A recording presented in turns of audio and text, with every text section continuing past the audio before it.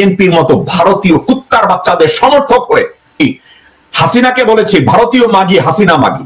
এখন বিএনপির কাকে আমি কি নাম দেব এই মুহূর্তে দিতে চাই না, কারণ তারা ক্ষমতায় আসার জন্য পাগল হয়ে গেছে।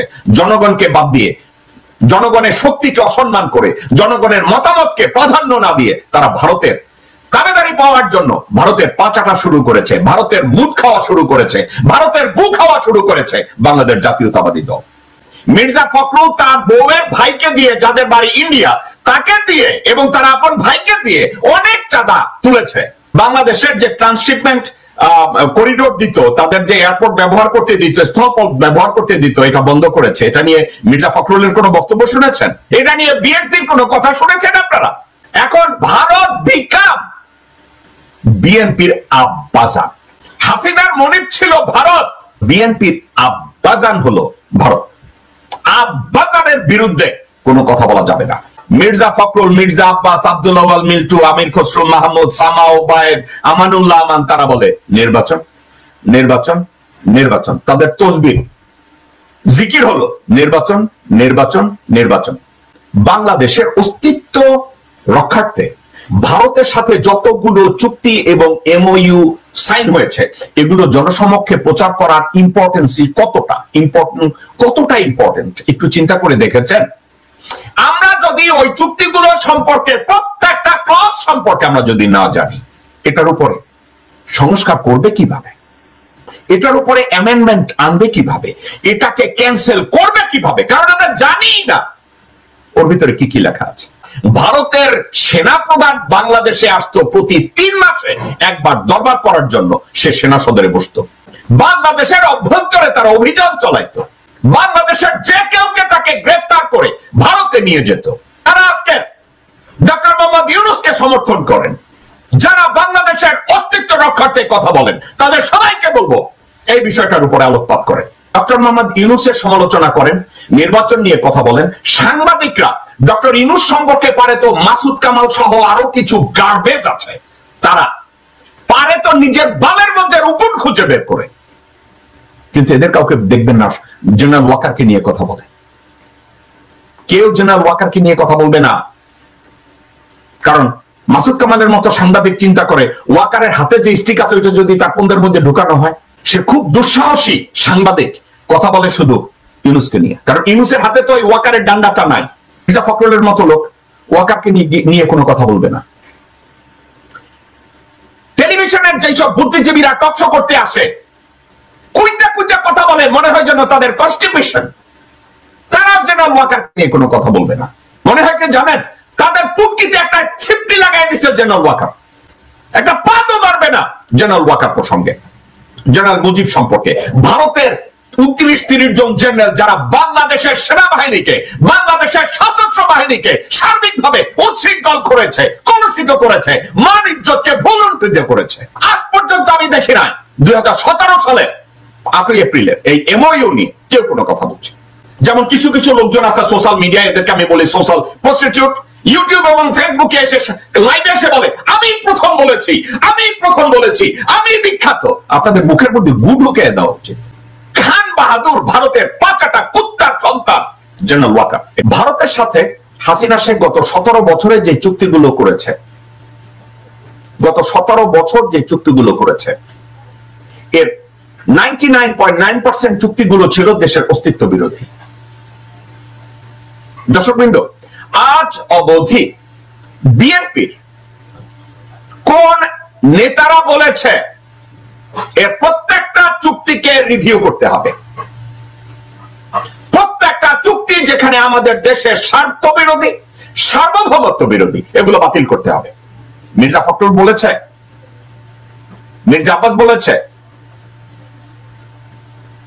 আমির খসরু মাহমুদ বলেছে, আব্দুল আওয়াল মিন্টু বলেছে, সালাউদ্দিন বলেছে, আমানুল্লাহ আমান বলেছে, সামা ওবায়েদ বলেছে, রুমিন ফারহানা বলেছে, গয়েশ্বর রায় বলেছে, মোহাম্মদ সালাম বলেছে, আমি শুনি নাই। দর্শকবৃন্দ, কারো উপরে রাগের কথা না, কারো উপরে গোসা করে আমি এই কথাটা বলি নাই, কেন জানেন গোসা করে বলি না? একটা কারণে, সেটা হচ্ছে অস্তিত্বের প্রশ্নে ভারতের সাথে গত 16 বছর হাসিনা শেখ চুক্তি এবং এমওইউ স্বাক্ষর করেছে। তাইলে সবচেয়ে বড় দল হিসাবে বিএনপি বলবে না যে আমাদের প্রত্যেকটা চুক্তিকে রিভিউ করতে হবে, বাংলাদেশের স্বার্থ বিরোধী এবং সার্বভৌমত্ব বিরোধী যে কোনো চুক্তি এবং এমওইউ আমাদের ক্যান্সেল করতে হবে? এটা আমাদের বলতে হবে না? দর্শকবৃন্দ, বিএনপি এটা নিয়ে কেউ বলে নাই। বিএনপি বলেছে, এই ফজলুর রহমান কে? বিএনপির চেয়ারম্যানের উপদেষ্টা। এই চেয়ারম্যানের উপদেষ্টা বলেছে এইটা। কিন্তু মির্জা ফখরুল একবারের জন্য বলেছে এই চুক্তিগুলোকে আমাদেরকে রিভিউ করতে হবে, এই চুক্তিগুলো জনসমক্ষে প্রকাশ করা হোক, এই চুক্তিগুলো নিয়ে আলোচনা হোক, এই চুক্তিগুলো নিয়ে সরকারের সাথে আমরা একটা মিটিং করব। কিন্তু তারা একটা কথা বলেছে, নির্বাচন নির্বাচন নির্বাচন। অর্থাৎ কি, ওই চুক্তিগুলোকে অ্যাক্টিভ রেখে বিএনপি নির্বাচন চায়। কেন নির্বাচন চায়? নির্বাচন চাইলে একটা চুক্তিকেও তারা ক্যান্সেল করবে না, প্রত্যেকটা চুক্তিকে তারা কার্যকর রাখবে। আপনারা হাসিনা ডিজিটাল সিকিউরিটি অ্যাক্ট যেটাকে দেখেছেন আরো দ্বিগুণ ভাবে শক্তিশালী করে আপনাদের কণ্ঠরোধ করবে। একটা বারের জন্য তারা বলে নাই যে ভারতের সাথে সমগ্র চুক্তিকে আমাদের রিভিউ করতে হবে। একটা বারের জন্য তারা বলে নাই। কিন্তু মির্জা ফখরুল বলেছে ইন্ডিয়া আমাদের বন্ধু। কি বলেছে? ইন্ডিয়া আমাদের বন্ধু। ঠিক আছে, ইন্ডিয়া আমাদের বন্ধু কে বলেছে? মির্জা ফখরুল।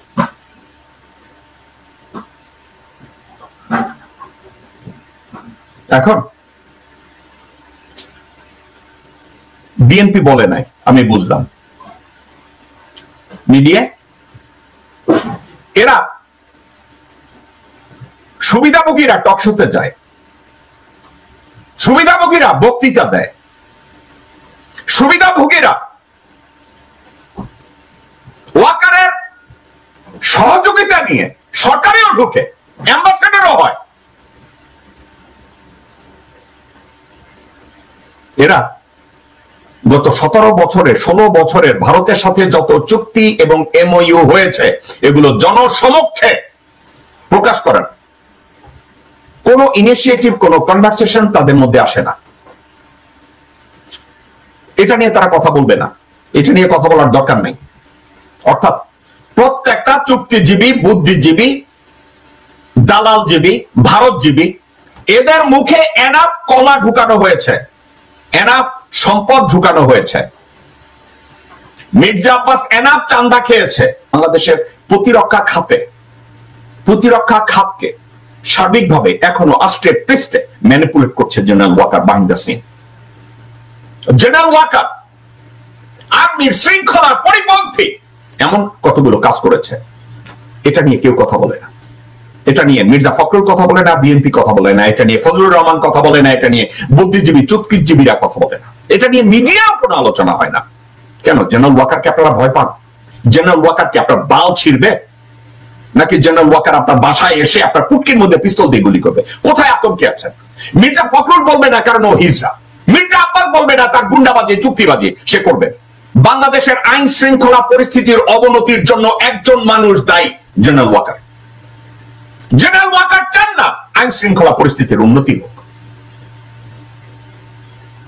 আইন শৃঙ্খলা পরিস্থিতিকে ম্যানিপুলেট করার জন্য জেনারেল ডক্টর মোহাম্মদ ইউনূসকে এবং আসিফ নজরুলকে ম্যানিপুলেট করে মিলিটারিকে ম্যাজিস্ট্রেসি পাওয়ার দেওয়া হলো। ম্যাজিস্ট্রেসি পাওয়ার নিয়েও কি করেছে? আইন শৃঙ্খলা পরিস্থিতি উন্নতির জন্য স্পেসিফিক। সে ভাষণের মধ্যে বলছে আমি 30,000 সৈন্য দিয়ে কি করব? হারামজাদা শুয়োরের বাচ্চা একবারও বলে না তার 30,000 সৈন্য কেন, যেখানে তার সৈন্য সংখ্যা হচ্ছে টোটাল 2,27,000। রোটেট করানোর জন্য অর্থাৎ কি? He is not a good scheduler, he is not a good general, he is not a good fighter, he is not a good leader on the battlefield. এটা নিয়ে আপনারা কেউ কথা বলতে পারছেন না? এটা নিয়ে কথা বলার এখনো সময় আমাদের আসে নাই যে বাংলাদেশের আইন শৃঙ্খলা পরিস্থিতির অবনতির একমাত্র কারণ জেনারেল ওয়াকার, অফকোর্স বিএনপি। কারণ তারা ক্ষমতায় না এসেও ক্ষমতায় আসার ভান করছে। চাঁদাবাজি, হত্যা, রাহাজানি, টেন্ডারবাজি, ধর্ষণ, এর প্রত্যেকটা কাজে বিএনপির নেতাকর্মীরা ঢুকেছে। কেন ঢুকবে না? মির্জা আব্বাসের মতো নেতা যদি বলে চাঁদা তুইলা ইউটিউবারদের পয়সা দিবে, তাহলে তারা দুর্নীতিবাজ হবে না কেন? বাংলাদেশের প্রত্যেকটা দপ্তরের ছেলে এখন স্বপ্ন দেখে, প্রত্যেকটা দপ্তরের ছেলে স্বপ্ন দেখে আমি মির্জা আব্বাস হব। প্রত্যেকটা পুরি বিক্রেতার ছেলে স্বপ্ন দেখে আমি মির্জা আব্বাস হব। কেউ স্বপ্ন দেখে না যে আমি ডক্টর মোহাম্মদ ইউনূস হব। কবর যারা খোঁড়ে তাদেরকে কি বলে? কবর খোঁড়ে, কবর ডিগ করে। দর্শক বৃন্দ, আপনাদের কেউ কি বলবেন যারা কবর খুঁড়ে তাদেরকে বাংলায় কি বলে? আপনারা দর্শক বৃন্দ আমাকে যদি একটু শিক্ষা দেন, যারা কবর খুঁড়ে তাদেরকে কি বলে? আব্বাসের পিতৃপুরুষের ব্যবসা ছিল কবর খোঁড়া। মির্জা আব্বাসের বাপের রিয়েল ব্যবসা ছিল কবর খোঁড়া। ও দাদারা গোরখোদক। Rafi Sarkar, thank you very much.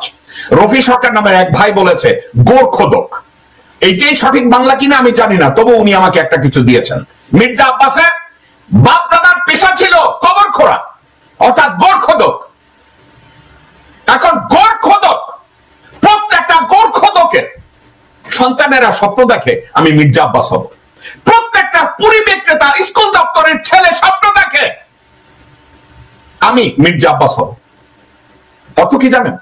অর্থাৎ চান্দা তুলে ব্যাংক বানাবো, খুন করে ব্যাংক বানাবো, ধর্ষণ করে ব্যাংক বানাবো, কমলাপুর রেলওয়ে স্টেশনের ওভারব্রিজের উপরে দাঁড়ায় থাইকা আমরা চান্দা তুইলা মির্জা আব্বাসকে কোটিপতি বানাবো, ব্যাংক বানাবো।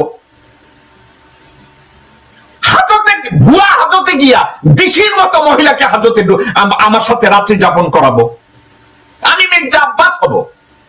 তারা কেউ ডক্টর মোহাম্মদ ইউনূস হইতে চায় না, তারা মির্জা আব্বাস হইতে চায়।